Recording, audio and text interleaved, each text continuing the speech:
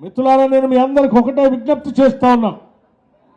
ఇది మన ప్రభుత్వం, ఇది ప్రజల ప్రభుత్వం, దొరల ప్రభుత్వం కానే కాదు. ప్రజల కోసం, ప్రజల చేత, ప్రజల యొక్క ప్రభుత్వం ఇది. ప్రజల కోసం ఇల్లు లేని పేదవాడికి ఇల్లు ఇవ్వాలని ఏర్పాటు చేసుకున్న కార్యక్రమం. చాలా మంది ఈరోజు ఎదురు చూస్తా ఉన్నారు. కాంగ్రెస్ ప్రభుత్వం వచ్చింది, పేద ప్రజలకు చెప్పినటువంటి సంక్షేమ కార్యక్రమాలు, అభివృద్ధి కార్యక్రమాలు, 6 గ్యారంటీలు అందకుండా ఉంటే మాలాగనే 10 సంవత్సరాలు మేమిచ్చిన హామీలు చేయకుండా ఉంటే బాగుండని కోరుకుంటూ ఉన్నారు.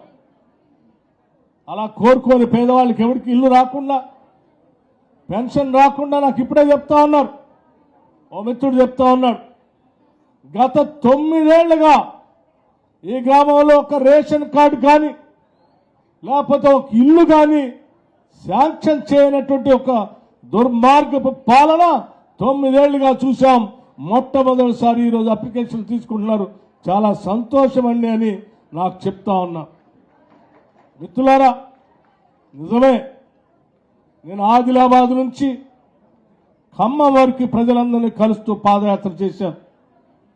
చేసిన ప్రతి సందర్భంలో అనేక మంది మహిళలు వాళ్ళ బాధలు చెప్పుకుంటూ, అయ్యా మన రాష్ట్రం వస్తే మా జీవితాల్లో మార్పు వస్తుందని ఆశించాం, అయ్యా మన రాష్ట్రం వస్తే మన బిడ్డకు ఉద్యోగం వస్తుందని ఆశించాం, అయ్యా మన రాష్ట్రం వస్తే మాకు ఇల్లు వస్తుందని ఆశించాం, అయ్యా మన రాష్ట్రం వస్తే మేమంతా తలెత్తుకొని బతకొచ్చని ఆశించాం.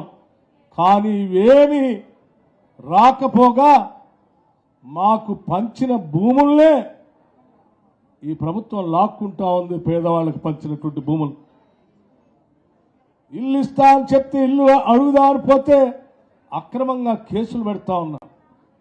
ఉద్యోగం రాలేదని అడిగితే తప్పుడు కేసులు పెడతా ఉన్నారు, వేధిస్తా ఉన్నారు, ఇబ్బంది పెడతా ఉన్నారు.